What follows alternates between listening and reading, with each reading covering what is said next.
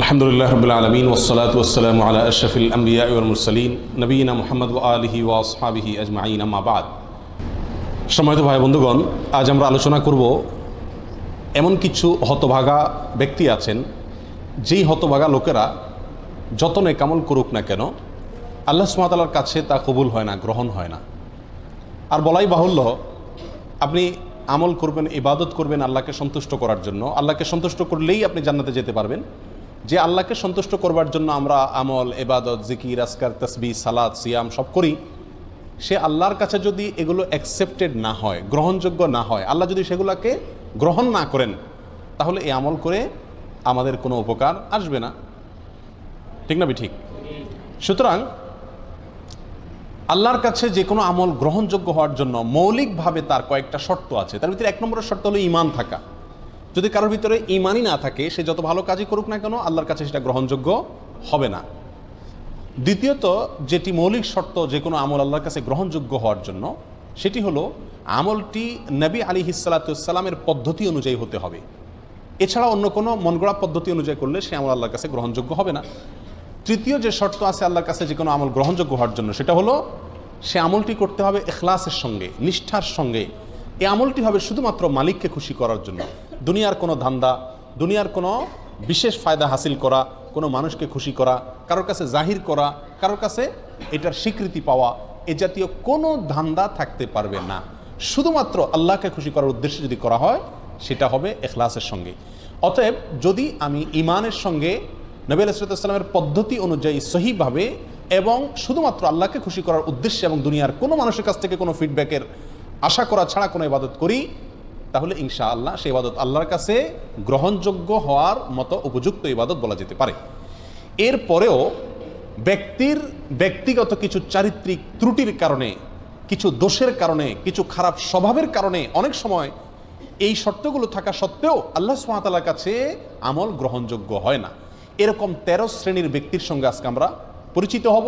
এই 13 ক্যাটাগরির কোনো একটিতে যদি আমরা কেউ থাকি, তাহলে ইবাদত কবুলের যে মৌলিক শর্ত আছে সেই শর্তগুলো পাওয়া সত্ত্বেও আল্লাহ সুবহানাহু ওয়া তাআলা আমাদের ইবাদত গ্রহণ করবেন না। তার ভিতরে এক নম্বরে যে ব্যক্তির কথা বলবো, সেটি সুনানে নাসাইতে বর্ণিত হয়েছে। নবী আলাইহিস সালাম বলেছেন, লা ইয়াকবালুল্লাহু মিন মুশরিকিন আশরাকা বা'দা ইসলামিহি আমালা হাত্তা ইউফারিকাল মুশরিকিনা ইলাল মুসলিমিন। অর্থাৎ নবী আলাইহিস সালাম বলেছেন, কোনো ব্যক্তি ইসলাম গ্রহণ করলেন, আগে তিনি অমুসলিম ছিলেন, ইসলাম গ্রহণ করার পরে যদি আবার সে শিরকে ফিরে যায়, আবার তিনি যদি শিরকে লিপ্ত হয়ে যান, তাহলে তার কোনো আমল আল্লাহ সুবহানাহু ওয়া তাআলা গ্রহণ করবেন না। যদি সে শিরকে লিপ্ত হওয়ার পরে তওবা করে আবার মুসলমানও হয়, তবুও তার আমল গ্রহণযোগ্য হওয়ার জন্য শর্ত হলো হাত্তা ইউফারিকাল মুশরিকিনা ইলাল মুসলিমিন। সে মুশরিকদের দল, মুশরিকদের দেশ, মুশরিকদের সমাজ ত্যাগ করে মুসলমানদের সমাজে আসার আগ পর্যন্ত তার কোনো আমল গ্রহণযোগ্য হয় না। তাহলে একজন অমুসলিম, তিনি মুসলিম হলেন, ইসলাম গ্রহণ করলেন, ইসলাম গ্রহণ করার পরে আবার তিনি অমুসলিম হয়ে গেলেন, এরপর যদি আবার তিনি মুসলমান হয়ে যানও কিন্তু অমুসলিমদের মধ্যেই তিনি অবস্থান করেন, তাহলে তার আমল আল্লাহ তাআলা গ্রহণ করবেন না। তার আমল গ্রহণযোগ্য হতে হলে তাকে মুসলমানদের সমাজে এসে প্রবেশ করতে হবে, বসবাস করতে হবে। এর ফলে সেই ইসলামের উপরে টেকা তার জন্য কি হবে? সহজ হবে। তাহলে আল্লাহর জন্য খারাপ সমাজ, মন্দ সমাজ ত্যাগ করে ভালো সমাজে আসা, এটা বান্দার নেক আমল কবুল হওয়ার জন্য অন্যতম একটি উপায় এবং মাধ্যম। আল্লাহ তাআলা আমাদের সবাইকে এই গুণটি অর্জন করার তৌফিক দান করুন। আমরা সবসময় ভালো সমাজে মুমিনদের সঙ্গে, মুত্তাকিদের সঙ্গে উঠা বসা, তাদের সাথে পরিচিত হওয়া, তাদের সাথে বন্ধুত্ব করা, তাদের সঙ্গে সব লেনদেন করা, কারবার করা, তাদেরকে অন্তরে জায়গা দেওয়া এবং জলচল করা, এটার চেষ্টা করব। তাহলে আমল আল্লাহ সুবহানাহু ওয়া তাআলার কাছে গ্রহণযোগ্যতা পাবে ইনশাআল্লাহ। আর এর বিপরীতে বিশেষ করে যদি কেউ ইসলাম গ্রহণ করার পরে যদি আবার শিরকে ফিরে যায়, তার কোনো আমল আল্লাহ তাআলা আর কবুল করেন না। যদি সে মুসলিম হয়ে যায়, তবুও তাকে আমল আল্লাহর কাছে গ্রহণযোগ্য করাতে হলে মুসলমানদের সমাজে ফিরে আসতে হবে। তাহলে এক নম্বর ব্যক্তি পেলাম যে ইসলাম গ্রহণ করার পরে আবার শিরকে চলে গেছে, তার আমল আল্লাহ তাআলা কি করবেন না? গ্রহণ করবেন না। গ্রহণ করবেন শর্ত হলো সে আবার মুসলমানদের মধ্যে ফিরে আসবে, ইসলাম গ্রহণ করবে, এই সমাজে চলে আসবে, তখন আল্লাহ তাআলা গ্রহণ করবেন। নাম্বার 2 এবং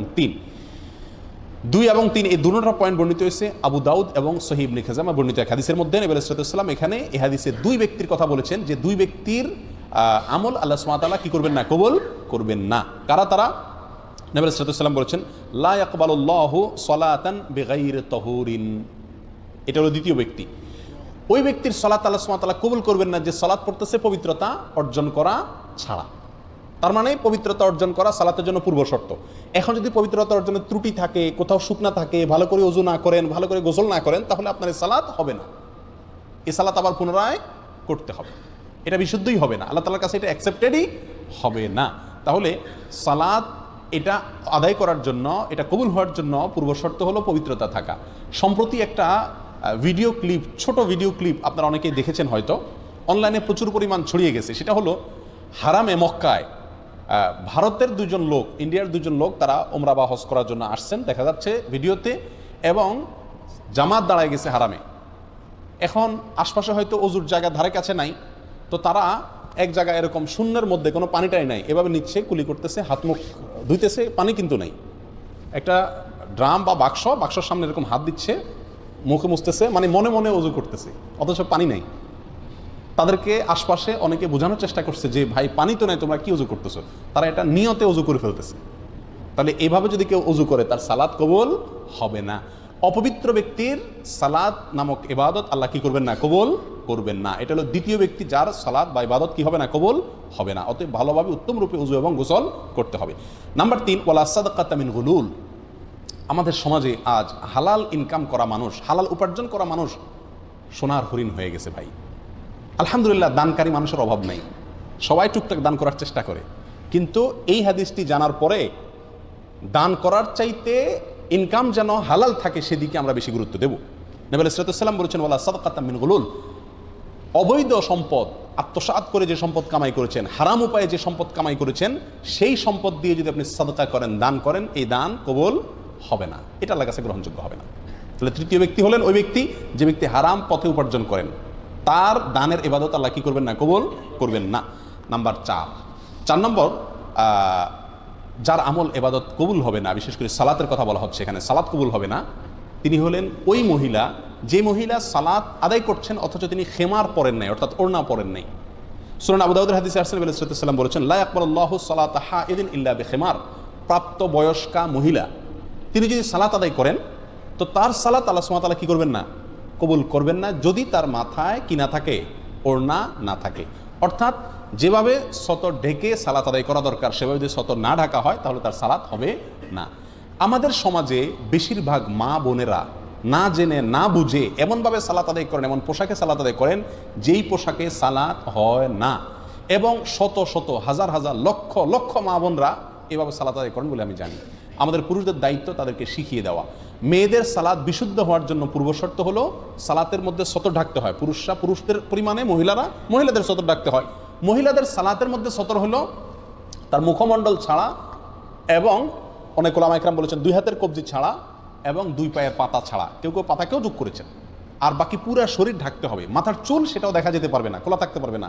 কাঁধ, বুক, পিঠ কোনো কিছু খোলা থাকতে পারবে না। হাতের বাজু, গোছা, বাজু, বাহু কোনো কিছু খোলা থাকতে পারবে না। এখন আমাদের দেশে আগে প্রচলিত ছিল, এখনও কোনো কোনো বৃদ্ধ মহিলাকে দেখা যায় সাদা শাড়ি আছে, নামাজের শাড়ি বলে, এটা নামাজের কাপড় আলাদা। তো শাড়ি পরলে একে তো সাদা শাড়ি এমনিই পাতলা দেখা যায়, আবার শাড়ি পরলে শরীরের অর্ধেকের বেশি এমনিই চেষ্টা করলেও ঢাকা যায় না। এই জন্য শাড়ি পরে সালাত আদায় করা উচিত না। যদি আপনি শাড়ি পরার পরে আপনি নিজেকে ওইভাবে সামলাতে পারেন তো করেন, সেটা আপনার ব্যাপার। তবে মনে রাখতে হবে সালাতের জন্য মাথার উপরে একটা স্পেশালি বড় ওড়না বানায় নেওয়া উচিত, যে ওড়না পুরো শরীরকে ঢেকে দিবে একেবারে, এবং তার ভেতরে যথেষ্ট প্রশস্ত থাকবে, এর ভিতরে হাত নাড়াচাড়া করা সহজ হবে। এক কথায় 4 নম্বর, ওই ব্যক্তি যার সালাত কবুল হবে না আল্লাহর কাছে, তিনি হলেন প্রাপ্তবয়স্কা নারী। তিনি মাথার উপরে ওড়না দেওয়া ছাড়া যদি কি করেন, সালাত আদায় করেন, অথবা ওড়না দিলেন কিন্তু সে ওড়নাটা তার পুরো যেভাবে ঢাকা দরকার সেভাবে ঢাকলো না। আল্লাহ তাআলা আমাদেরকে, আমাদের মা বোনদেরকে সঠিকটা বুঝার তৌফিক দান করুন। নাম্বার 5 নম্বর, এটাও মেয়েদের প্রসঙ্গেই, ওই মেয়ের সালাত কবুল হবে না, আল্লাহ সুবহানাহু ওয়া তাআলা তার সালাতকে গ্রহণ করবেন না, অ্যাকসেপ্ট করবেন না, যেই মেয়ে সালাত পড়ার জন্য মসজিদে গেছেন সুগন্ধি ব্যবহার করে, স্প্রে করে শরীরের মধ্যে বা কাপড় চোপড়ে স্প্রে করে বা সুগন্ধি জাতীয় কোনো কিছু ব্যবহার করে তিনি মসজিদে গেছেন। এই যাওয়ার ফলে আল্লাহ সুবহানাহু ওয়া তাআলা ওই মসজিদে গিয়ে যত ইবাদতই করুন না কেন, আল্লাহ তাআলা তার সালাত কি করবেন না, কবুল করবেন না। এ বিষয়ে বহু হাদিসের কিতাবে হাদিস আসছে, তার ভিতরে একটা আমরা উল্লেখ করছি যেটি সহিহ খুজাইমা, ইবনে খুজাইমাতে বর্ণিত হয়েছে। নবী সাল্লাল্লাহু আলাইহি ওয়াসাল্লাম বলেছেন, লা ইয়াকবালুল্লাহু মিন ইমরাতিন সালাতান, ওই মহিলার সালাত আল্লাহ কবুল করবেন না, খারাজাত ইলাল মসজিদি, যে মহিলা মসজিদে বের হয়েছেন, ওয়ারিহুহা তাসিফু অথচ তার গায়ের যে সুগন্ধ এটা বাতাসে ছড়িয়ে দিচ্ছে অন্যদের নাকে, পুরুষদের নাকে। হাত্তা তারজিআ ফাতাগতাসিলা, সে বাসায় এসে গোসল করে, অর্থাৎ এই গন্ধ তার শরীর থেকে দূর করার আগ পর্যন্ত তার সালাত আল্লাহ তাআলা কি করেন না, কবুল করেন না। প্রিয় ভাই বন্ধুগণ, আজকাল মেয়েরা সুগন্ধি ব্যবহার করেন বাইরে যাওয়ার সময়। বাসায় যেখানে স্বামী আছেন এখানে বেশি সুগন্ধি ব্যবহার করে থাকা দরকার, বরং এখানে থাকে যেমনি সেমনি, বাইরে গেলে খুব জোরসোরে স্প্রে করে। তো এটা অনুচিত। অন্য পুরুষকে নিজের প্রতি আকৃষ্ট করা, অন্য পুরুষকে মনে মনে জানা করতে আহ্বান করার শামিল এই স্প্রে করা, যে স্প্রে সুগন্ধি জাতীয় স্প্রে, এটা করে মহিলারা বাইরে যেতে পারবে না। এখানে চিন্তা করার বিষয়, মসজিদে যাচ্ছেন সালাত আদায় করার জন্য, তিনি যদি আপনার সুগন্ধি জাতীয় কোনো কিছু ব্যবহার করে যান এবং তার সুগন্ধি অন্যদের নাকে যায়, পুরুষদের নাকে যায়, এবং পুরুষরা বাজে চিন্তা করার সুযোগ তৈরি হয়, সেটার যদি এরকম কঠিন শাস্তির কথা বলা হয়ে থাকে, কঠোর সতর্কবাণীর কথা বলা হয়ে থাকে, তাহলে যারা বাজারে, মার্কেটে ঘোরার জন্য, বেড়াতে যাওয়ার জন্য, পার্টিতে, বিয়ে শাদিতে যাওয়ার সময় এসব সুগন্ধি লাগায় যাচ্ছেন, তাদের পরিণতি কত ভয়াবহ হতে পারে আল্লাহ তাআলাই ভালো জানেন। আল্লাহ আমাদের মা বোনদেরকে সঠিক পথে, শুদ্ধতার পথে, সুস্থতার পথে ফিরে আসার তৌফিক দান করুন। সময়ত ভাইয়েরা, 6 নম্বর, 7 নম্বর, 8 নম্বর এক হাদিসে 3 ব্যক্তির কথা একসঙ্গে বলা হয়েছে যাদের সালাত আল্লাহ সুবহানাহু ওয়া তাআলা কি করেন না, কবুল বা গ্রহণ করেন না। আর সে হাদিসটি বর্ণিত হয়েছে সহিহ ইবনে হিব্বানে, ইবনে মাজাহ এবং আর কয়েকটি হাদিসের কিতাবে।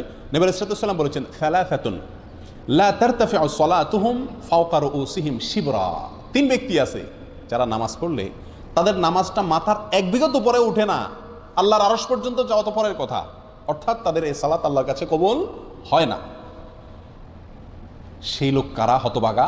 রাজুলুন আম্মা কওমান ওয়া হুম লাহু কারিহুন।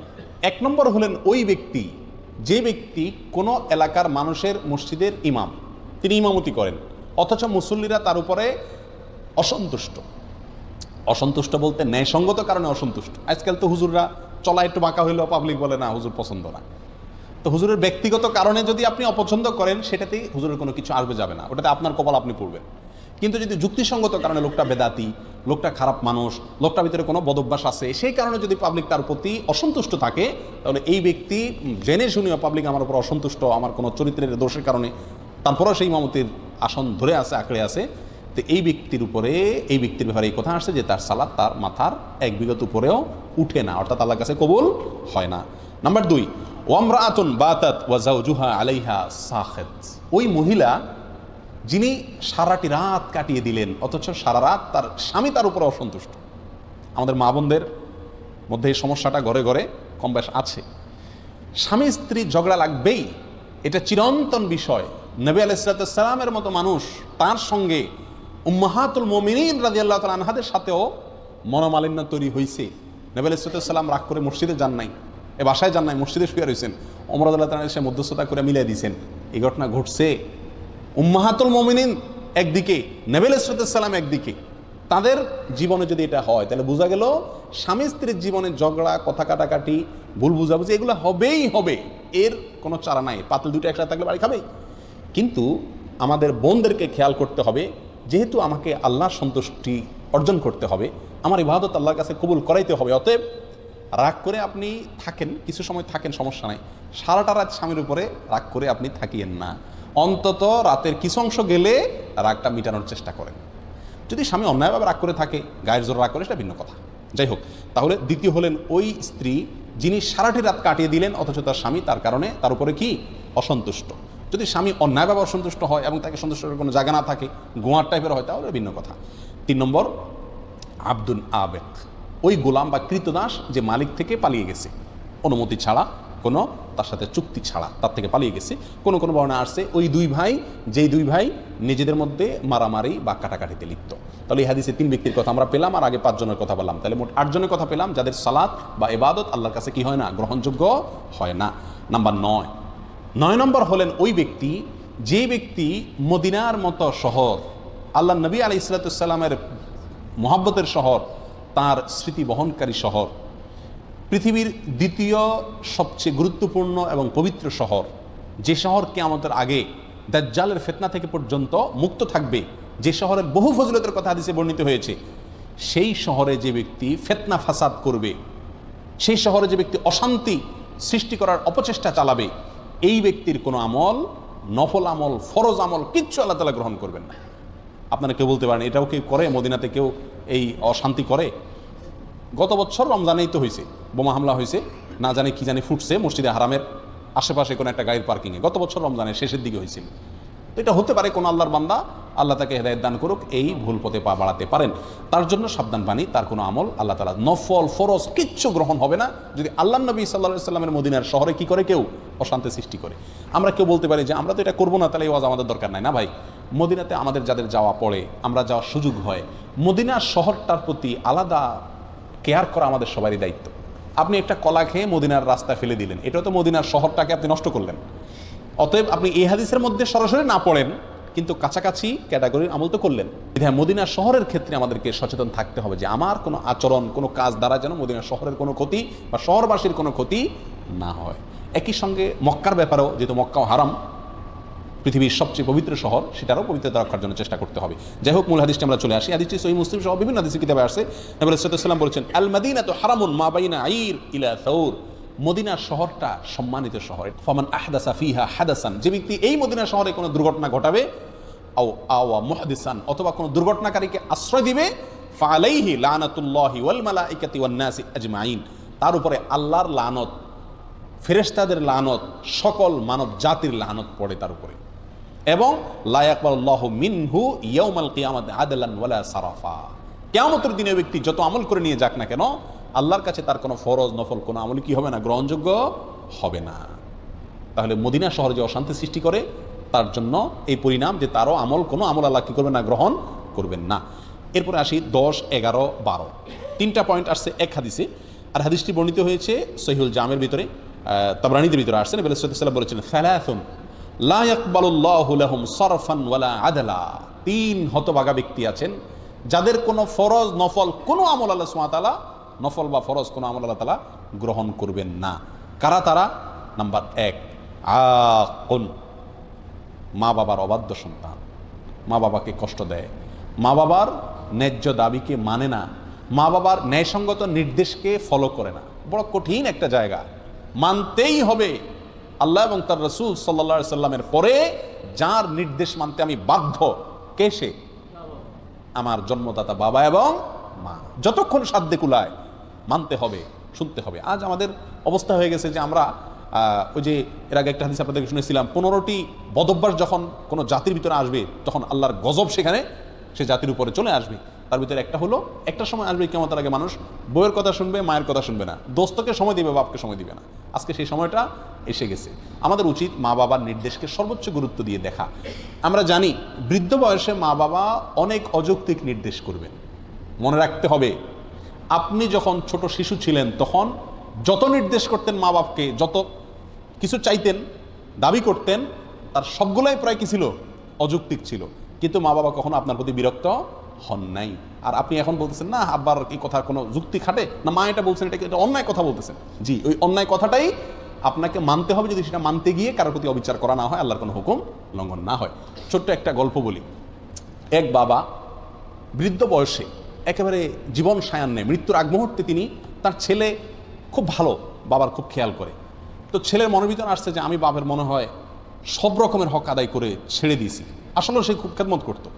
তো বাবা একদিন ডাইকা বললো যে বাবা আমার একটা জিনিস মনে চাইতেছে। বলেছে বলো বাবা, কি মনে চাইতেছে তোমার? জীবন দিয়ে ফেলাম তোমার জন্য। বাবা আপেল খাইতে মনে চাইছে। এই একটা কথা হইলো? আপেল নিয়ে আসছে বাজার থেকে, আপেল নিয়ে আইসা ঝুড়িতে দিচ্ছে, বাবা তুমি খাও, কত খাইতে মনে চায়। শেষ হয়ে গেলে বলবো আবার এনে দেবো। বাবা বলে যে বাবা আমার তো ও যে পাহাড়টা আছে আমাদের বাড়ির পাশে, ওই পাহাড়ের উপরে উঠা ওখানে বসে আপেল খাইতে মনে চাইতেছে। ছেলে চিন্তা করলো, হায় রে বাপে, এই বুড়া বাপ হাঁটতে পারে না, মাথায় করে উঠাইতে হবে আপেল সহ। আচ্ছা যাক, বাপে চাইছে যেহেতু মরে যাবে, আমার জন্ম দিচ্ছে, আল্লাহ তার নির্দেশ মানতে আমাকে বাধ্য করেছেন। তো ছেলে বাপের কাঁধে করে নিয়ে আপেল সহ পাহাড়ের উপরে উঠে গেছে। পাহাড়ের উপরে ওঠার পরে ওখানে যে বাপে বলে যে দাও আপেলগুলো দাও, তো ঝুড়ি দিচ্ছে, আর বাপে একটা একটা করে নিচে ফেলে দিচ্ছে, ছুঁড়ে ছুঁড়ে নিচে ফেলে দিচ্ছে। সবগুলো ফেলানো শেষ হয়ে গেছে। আর এবার ছেলেকে বলতেছে যাও নিয়ে আসো। ছেলে তো ফেল করে তাকা রয়েছেন, কিছু বলা যাবে না, বাবা নির্দেশ। গেছে কষ্ট করে, আবার নিচ থেকে আপেলগুলো কুড়ে কুড়ে আবার আনছে। আনার পরে আবার বাপে ফেলে দিস, দিয়া কয় যাও আবার নিয়ে আসো। ছেলে বাপের দিকে তাকাচ্ছে, কয় যাও, তুমি না ছেলে, তুমি না আল্লাহর সন্তুষ্টি চাও, তুমি না বাপের সব কথা মানতে বাধ্য, যাও আমি নির্দেশ করছি, চলে গেছে। আল্লাহকে চায় সে, নেক ছেলে, বাপে আবার ফেলাই দিচ্ছে। এবার ছেলে আর নড়তে চায় না। পাগলামের একটা সীমা আছে তো, কত রকম পাগলামি করবে উনি। এবার তখন বাবা বলতেছে, বাবা খুব বেশি তোমার রাগ হচ্ছে না? খুব মাথা গরম হয়ে যাচ্ছে যে হ্যাঁ এই বুড়া বাপে কী শুরু করছে? তোমাকে একটা কথা বলি বাবা, আমি এখানে আপেল খাওয়ার জন্য আসি নাই, আমি তোমাকে একটা জিনিস শেখানোর জন্য আসছি। বলে কি? বললেন যে তুমি যখন ছোট ছিলা, পিচ্ছি ছিলা, তখন তোমাকে আমি বল কিনে দিছিলাম, তুমি বল চাইছো, এরপর তুমি বলছো না বল হইলে হবে না, আমি পাহাড়ের উপরে যাই খেলবো। আসছো পাহাড়ের উপরে, ভালো কথা, অযৌক্তিক নির্দেশ, তাও মানসিক। তখন তুমি এই বলটা খেলতে গিয়া কত সবার যে নিচে ফালাইছো তার কোনো হিসাব নাই। আমি সেই বল নিচ থেকে কুড়ায় বারবার আয়না দিছি। তুমি আজকে আমার আপেল 3 বার কুড়ায়া তোমার কাছে বিরক্তি লাগতেছে যে বাবা অযৌক্তিক নির্দেশ করতেছে। তুমি ছেলে এরকম অযৌক্তিক নির্দেশ শত শতবার আমাকে করছো, সেদিন আমি তোমার নির্দেশ মানতে গিয়ে আমার কোনো মনে কষ্ট হয় নাই, আমি ওই বল আয়না আরো চুমা দিয়া তোমারে দিছি। তুমি ফালাইছো, আমি আয়না আয়না দিছি। আজকে তুমি আপেল কুড়াইতে গিয়ে তোমার কষ্ট হচ্ছে না, মনে কষ্ট হচ্ছে, সেদিন তোমার বল কুড়াইতে গিয়ে আমার কোনো মনে কষ্ট হয় নাই। ছোটবেলায় পেশাব পায়খানা করি, সব নষ্ট করি আমরা, মা বাবা সেগুলো ছাপ করেন, ঘৃণ করেন না, ঘৃণা হয় না তাদের, মহব্বতের সাথে করে, আরো চুমা দেয়। আর বুড়া বয়সে মা বাবা যদি বিছানা পেশাব পায়খানা করেন তাহলে আমাদের ঘৃণা লাগে না? হয়তো করি, কিন্তু সে আন্তরিকতা, মমতা থাকে না। এই জন্যই কোনো সন্তান সারা জীবন ধরে মা বাবার যত খেদমতি করুক না কেন, মা বাবার হক পরিপূর্ণভাবে আদায় করা এটা কঠিন একটি ব্যাপার। এই জন্য এই দিকটা খেয়াল রাখতে হবে। যদি কেউ মা বাবার নির্দেশকে লঙ্ঘন করে তাহলে এই ব্যক্তি কপাল পড়া ব্যক্তিদের ভিতরে সামিল হবে, 10 নম্বর ব্যক্তির ভিতরে সামিল হবে। তার কোনো ইবাদত, নফল ফরজ কোনো ইবাদত কবুল হবে না মা বাবার যদি কি হন, নাফরমান হন। আল্লাহ আমাদেরকে হেফাজত করুন। 11 নম্বর হলো মান্নান। মান্নানকে, মান্নান হলো ওই ব্যক্তি যে ব্যক্তি দান করে খোটা দেয়। দান করে খোটা দেয় খুব জটিল একটা বিষয়। আজকাল আমরা দান করার পরে হ্যাঁ তোর এত খাওয়াইছি, এত পড়াইছি, এরপরে আবার আমার কথা শুনলি না, যে পাতে খাইলি সে পাতে হাগলি, এরকম কথা বলি কি বলি না আমরা?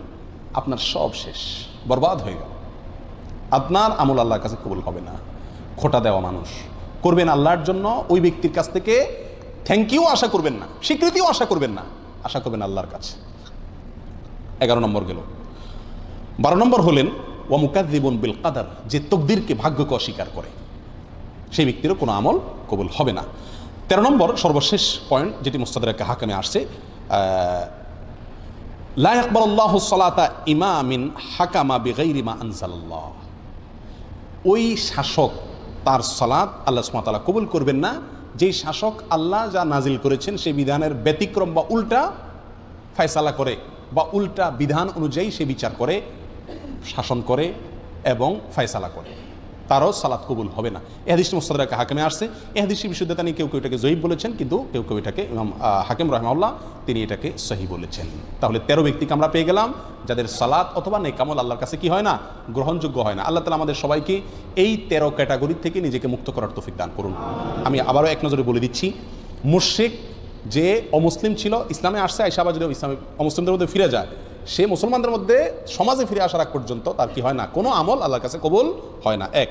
2 নম্বর হলো পবিত্রতা অর্জন করে না যে ব্যক্তি সঠিক উপায়ে, সেই ব্যক্তির সালাত কবুল হয় না। নাম্বার 3, যেই ব্যক্তি আত্মসাৎ করে অন্যায়ভাবে হারামভাবে টাকা কামাই করে দান করছে, তারও দান কবুল হবে না। নাম্বার 4, যে প্রাপ্তবয়স্কা মহিলা তিনি ভালো করে ওড়না মাথায় দিয়ে ছতর ঢেকে সালাত আদায় করেননি, তারও কি হবে না, সালাত কবুল হবে না। নাম্বার 5, যে মহিলা সুগন্ধি লাগায় মসজিদে গেছেন, বাহিরে গেলে তো আরও ভয়াবহ অবস্থা, সেই মহিলা ওই সুগন্ধি ধোয়ার আগ পর্যন্ত, গোসল করার আগ পর্যন্ত, দূর করার আগ পর্যন্ত তার সালাত আল্লাহর কাছে কি হবে না, কবুল হবে না। নাম্বার 6, ওই ইমাম যিনি মানুষের ইমামতি করলেন অথচ মুসল্লিরা তার উপরে ন্যায়সঙ্গত, যুক্তিসঙ্গত বা শরীয়তের দৃষ্টিতে কোনো কারণে অসন্তুষ্ট। নাম্বার 7, ওই মহিলা, ওই স্ত্রী যিনি সারাটা রাত কাটালেন অথচ স্বামী তার উপরে অসন্তুষ্ট, তিনি সন্তুষ্ট করার চেষ্টা করলেন না, অবশ্যই সেটা ন্যায়সঙ্গত উপায়ে এবং গোয়ার্তুমি করে নয়। নাম্বার 8, ওই কৃতদাস যে মালিকের অনুমতি ছাড়া ভেঙে গেছে, অথবা ওই দুই ভাই যে দুই ভাই নিজেদের ভিতরে ঝগড়াঝাটিতে, মারামারিতে, কাটাকাটিতে লিপ্ত। নাম্বার 9, ওই কপাল পড়া যে নবী সাল্লাল্লাহু আলাইহি সাল্লামের শহর মদিনাতে অশান্তি সৃষ্টি করে অথবা অশান্তি সৃষ্টিকারীকে জায়গা দেয়, মদিনা শহরের পবিত্রতা নষ্ট করে। নাম্বার 10, ওই সন্তান যে মা বাবার অবাধ্য, নাফরমান, মা বাবার নির্দেশ অমান্যকারী। 11 নম্বর, ওই ব্যক্তি যে দান করে খোটা দেয়। 12 নম্বর, যে ব্যক্তি ভাগ্যকে বা তাকদীরকে অস্বীকার করে আর 13 নম্বর ওই শাসক যিনি আল্লাহর বিধান অনুযায়ী তার প্রজাদেরকে পরিচালনা করেন না। আল্লাহ তাআলা আমাদের সবাইকে এই 13 শ্রেণীর প্রত্যেকটা থেকে নিজেদেরকে মুক্ত করার তৌফিক দান করুন, এমনভাবে ইবাদত করার তৌফিক দান করুন যাতে আল্লাহর কাছে এটা গ্রহণযোগ্য হয়, কবুল হয়।